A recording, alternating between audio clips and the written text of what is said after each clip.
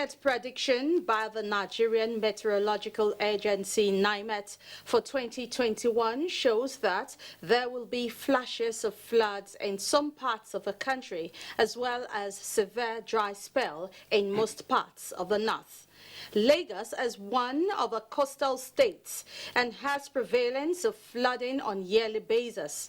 As the warning have already been sent, how ready is Lagos? What is Lagos state government doing to prevent a reoccurrence?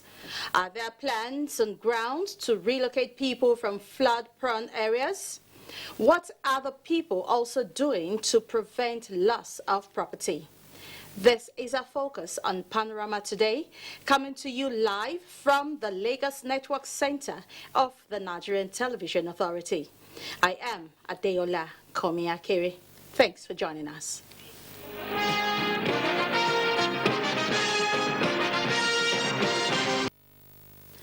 President Muhammadu Buhari has reconvened the meeting of a National Security Council. State House correspondent Adamu Sambo reports that the crucial meeting is the third to be held in the last 2 weeks. Participants are critically analyzing the prevailing challenges of security bedeviling the country with a view to finding lasting solutions. This is in response to the renewed attacks in parts of the country by insurgents, bandits, and other criminal elements undermining national security. President Muhammadu Buhari had promised to take profound measures in the wider interest of Nigerians. At the meeting were Vice President Yemi Osinbajo, Chief of Staff to the President, Secretary to the Government of the Federation, Ministers of Defense, Interior, Foreign and Police Affairs, as well as the National Security Advisor. Others include the service chiefs led by the Chief of Defense Staff, the Acting Inspector General of Police, Directors General, Department of State Services, and the National Intelligence Agency, as well as Chief of Defense Intelligence. The Minister of Transportation, Chibuike Rotimi Amechi, has inaugurated an 11-man panel of inquiry to probe the activities of the suspended Managing Director of the Nigerian Ports Authority, NPA, Hadiza Bala Usman. At the inauguration in Abuja, the minister called for thorough investigation of activities at NPA from 2016 till date. Oyinaya Kaluoka reports. What is wrong in looking at what's happening in NPA? I don't see what is wrong in that. As Minister for Transportation for 4 years, I hardly have known what's happening in NPA, and I want to know now. And the President agreed with me that it's my responsibility as the Minister for Transportation to inquire what is going on. The Minister of Transportation, Chibuike Rotimi Amechi, made it clear that the suspended Managing Director of Nigerian Port Authority, Hadiza Bala Usman, has not yet been indicted, but the investigation is to get a clearer picture of activities in NPA. Be diligent. Invite anybody you want to invite. Please invite the minister if there are infractions that involves the minister. The terms of reference of the panel include examining and investigating the administrative policies and strategies adopted by the suspended MD from 2016 till date. Examine and investigate issues leading to the termination of pilotage and other contracts from the Nigerian Ports Authority and confirm compliance with the terms of the respective contracts, court rulings, and presidential directives. There's so much noise. It's always best to rise above the noise, block your ears, and keep your head down and do what is in the interest of the entire country. Director, Maritime Services, NPA, Suleiman Awelu, is the chairman of the panel. To be honest and fair in the discharge of this moral responsibility. After completion, the report is expected to be submitted to the President. Oyinaya Kaluoka, NTA News. Security personnel have been mobilized to secure the release of the remaining 15 worshippers kidnapped in Jibia local government area of Katsina State. Dauda Muhammad reports that the police public relations officer Katsina State Command Superintendent Gambo Isa disclosed this after an emergency security meeting held at the police headquarters in Katsina.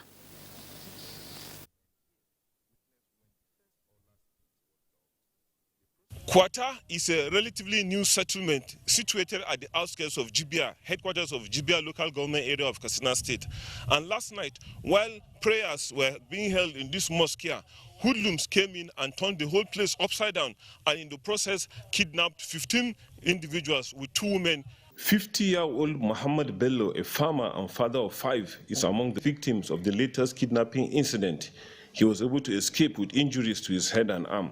When I came out of the mosque, I just ran and they hit me on my arm and on my head. Eyewitnesses say the attackers came at around 2 a.m. during the night prayers and cordoned off the mosque after telling the imam to stop the prayers. Most of the worshippers were able to escape by running out of the mosque into the night. They stopped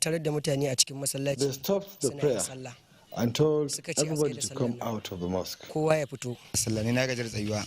was tired of standing, and I came out and I saw some young men approaching the mosque with guns.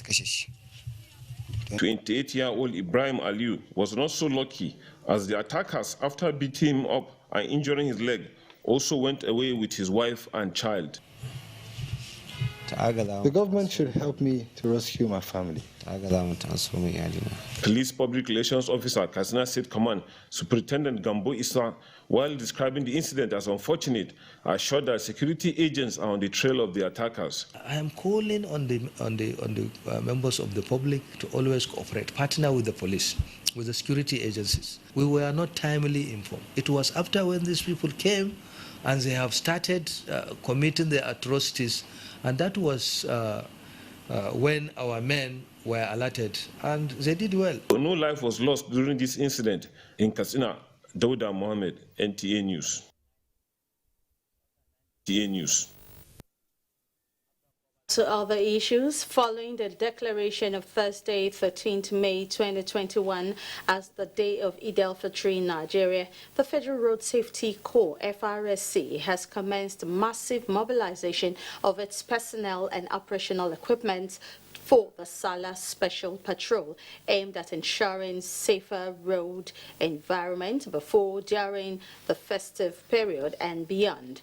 This was disclosed by the Corps Public Education Officer BC Kazim, who said not fewer than 35,000 of the FRSC regular special marshals and road safety club members, about 750 patrol vehicles, 120 ambulances, 25 tow trucks, and over 200 bikes would be on the road during the special operation that will commence from 11th to 17th May 2021.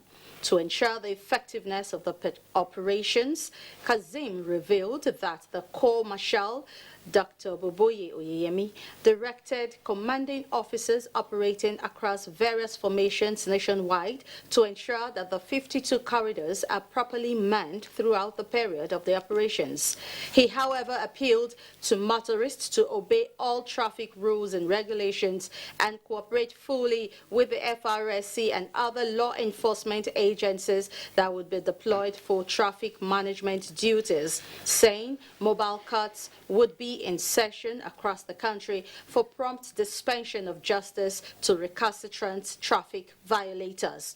The Corps Marshal also directed that the operatives pay first-rate focus on effective traffic control, wrongful overtaking, use of phone while driving, driver's license violation, lane discipline, removal of rickety vehicles on the road, driving with expired worn-out tires and without spare tires. The Corps Marshal, Dr. Boboye Oyeyemi, who felicitated with the Muslim faithful, re-echoed his earlier call on them to manifest love, care and continuous obedience to established laws so as to portray the lessons learned during the Ramadan in positive light. Now, some COVID-19 restrictions have been introduced by the Presidential Steering Committee to contain the pandemic in the country. They include a nationwide curfew from midnight to 4 a.m., as well as suspension of all recreational and indoor sporting activities for the next 1 month. Metarekme reports. The committee explains that the restored restrictions are necessary to sustain the gains made by keeping COVID-19 infections and fatality rates low. We shall maintain restrictions on mass gatherings outside work settings with a maximum number of 50 people in any enclosed space. Indoor sports facilities are to close until 11th of June, when the situation will be reviewed. However, non-contact outdoor sports, such as golf, polo, and tennis, are not affected. Event centers, bars, nightclubs shall remain closed until further notice. Restaurants are to provide eat-in at 50% capacity and provide takeaways. No limitations to interstate or intrastate travel. However, consumers of services must ensure that they abide by stipulated regulations. States have been asked to institute mobile courts to help enforce on-the-spot fines and close premises that violate these provisions. It states that some foreigners who recently evaded mandatory quarantine will not be spared. We deprecate such violation of the laws of our land and our hospitality. The Presidential Steering Committee is awaiting the report of ongoing investigations, and we wish to assure Nigerians that appropriate sanctions will be imposed on the violators. Nigerians are advised to strictly observe all non-pharmaceutical interventions during the Salah celebrations to safeguard personal and public health. In Abuja, Mitaire Ikben, NTA News. Now to the latest at COVID-19, the figures from the Nigeria Center for Disease Control as at the 10th of May shows that 49 new cases of the coronavirus have been recorded in 4 states of the Federation, including the FCT, bringing the total number of confirmed cases to 165,468 in Nigeria. Out of the new infections, FCT topped the list with 27 cases, followed by Lagos with 11 new cases. Enugu has 8, while Oyo has 3. Meanwhile, 156,318 persons have been discharged, while 2,065 deaths have been recorded, sadly, across the country. Now, the peculiarity of Lagos as a coastal state and its strategic position as the economic hub of a nation has necessitated the need for governments to disseminate crucial information to safeguard the state from annual destruction of property by flooding. The annual prediction is therefore with a view to warn and prepare the people ahead of the likely consequences of the rainfall as it gradually gets to the peak. Rain is considered a major gift of nature. In the rural area where farming is a major preoccupation, the commencement of rainfall heralds joy associated with the planting season. For those in fast-paced urban areas like Lagos, however, the rainy season is dreaded because of the many havoc it wreaks. Lagos, with a topography that puts it below sea level, has had its fair share of distressing rains. Last year, like every other, the heaven opened up in an unprecedented manner, leaving in its trail pains and losses. If the water flow up, you reach here, car cannot fit pass, jeep cannot fit pass. It showered down. In fact, there was flood, and they have to vacate from there. With the cold rainy season around the corner and predictions by NIMET showing that Lagos is expected to experience 238 to 261 days of rainfall, Lagos residents are apprehensive that a recurrence of a tale of woe that often befalls them could be the order of the day. They are calling on relevant authorities and inhabitants to take proactive measures to avert the unpleasant flood challenge they experience. We have a culture of not maintaining our environments. Because they have like one EFAD that is in charge of drainage, so they should be more active, clear the drainages. The Lagos state government on its part is planning to dredge about 221 collector drains, 32 primary channels measuring about 72 kilometers spread across the 22 local government areas of the state to checkmate flooding. Lagos has a master plan for the flooding in Lagos, and they invest billions every year. Nobody plays with issue of flooding here. This is a commercial city. This is a thriving city. This is a 24-hour city. Every sector works. As the state government intensifies efforts in finding lasting solution to flooding by building concrete drainage covers and dredging of canals, residents have been urged to desist from dumping refuse in drainage channels and encroaching on their right of way. Now to discuss more on this, on the 2021 rain prediction and flooding, an environmental and geoinformation specialist, Dr. Odunuga Shakiruddin, is with us here in the studio. Hello, Doctor. Thank you for joining us. Yeah, thank you very much.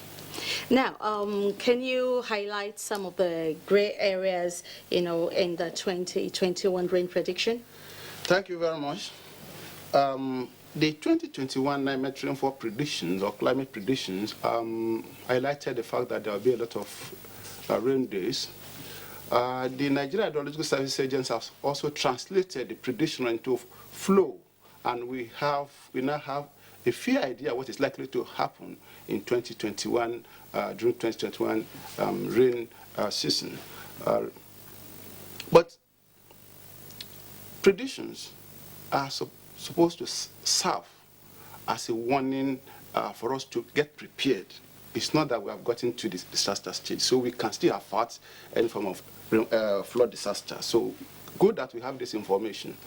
But there are issues that there are things that we need to put in place. Some by the government, others by the public. Okay. So it's not all the time we continue to mention government. There are activities that we need to change. Some have been highlighted during the presentation, dumping of refuse, etc. With respect to the Lagos State that you mentioned, one thing that is clear is that out of the three types of flood that we have in Lagos, the flash flood, which is very common on our streets, the coastal flood, and the fluvial flood as a result of Ogun River floodplain that we normally experience downstream Ogun River, around K2, going to Ikorodu, etc., and that area. Let's talk about the flash flood and the issue of drainage. The drainage that we have presently, of course, we all know are inadequate. Okay. And this inadequate drainage system that we have, people still dump refuse inside all this drainage. Now, a lot of awareness on people should not dump refuse. That is on one part. But there is one other fundamental issue that we are not looking at. The fact that we see that the government try to clear or desilt most of the primary channels. But when they do that, they don't give adequate supervision of the casual workers that operate this process of the silting of the rain. Okay, hold your thoughts there, Dr. Shakiruddin. You will continue this conversation, but for now, we will take a break. It's still Panorama on the network service of the NTA. We'll be back shortly. Please stay. Coronavirus is dangerous. It can kill. When you see this sign, high fever, cough, shortness of breath, drowsiness, pneumonia, don't panic, don't hide, don't embark in self-medication. Promptly visit the nearest medical facility. Report all cases to the nearest hospital. Prevention is key. Avoid contact with infected persons. Avoid crowded areas as much as possible. Wash your hands regularly. Use hand sanitizers. Your life is precious. Stay alive. Live long. Live right. This message is sponsored by the Federal Ministry of Information and Culture and the Nigerian Film Corporation. Nigerian Film Corporation, powering possibility.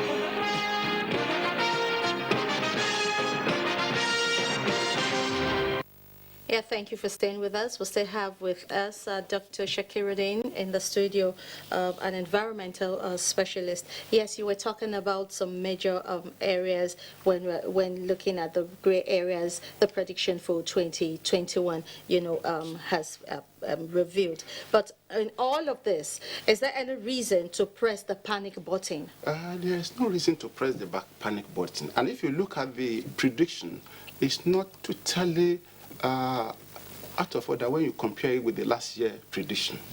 So there is no serious. What we need to do is to put in place adequate measures that can absorb, that can drain the water, for the water to move along its course. Okay. So we don't really need to put. You see, panic will come in when we did not do the right thing.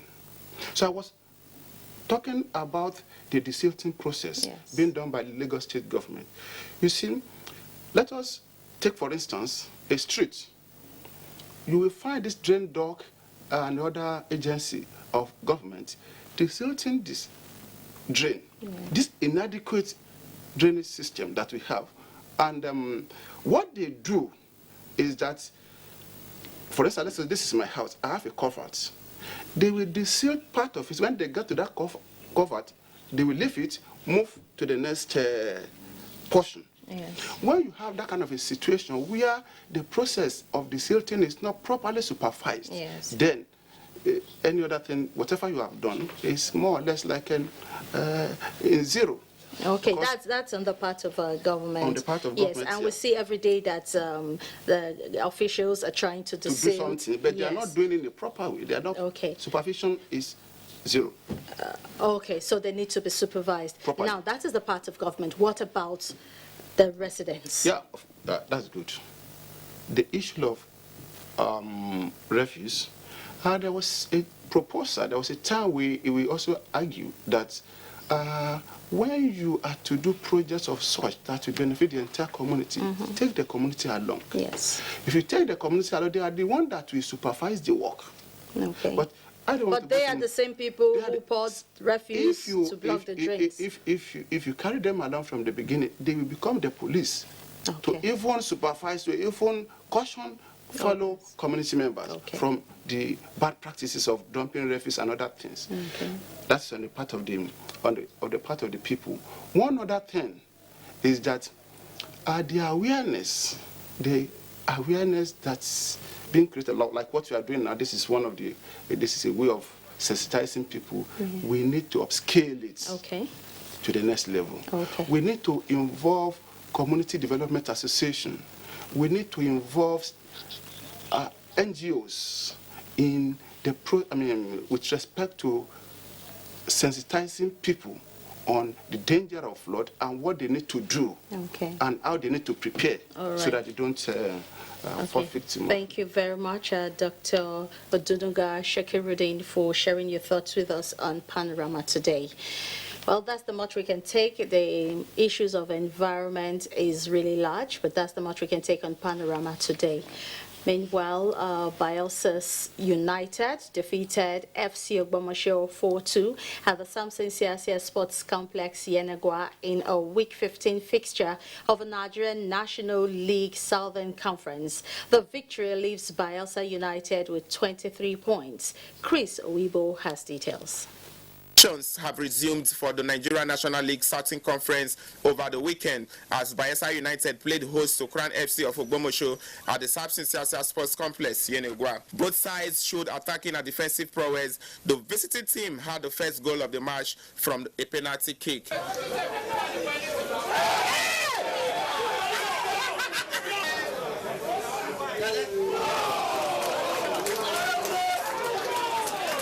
The game ended 4-2 in favor of Bayelsa United.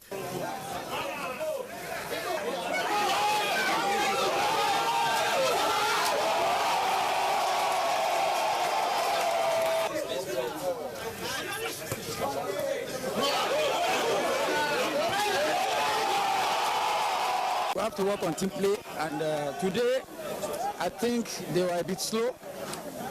They allowed the Bayelsa guys to move around unchecked. So we'll go back home and work on it. We started the game on a very good note. After losing some, one or two glaring chances, they took the lead. It happens in football. But I told my players to continue that they are playing very well. They forget about the goal, but just keep pressing. Then we'll get our goals. And luckily we got the goals. 3 goals in the first.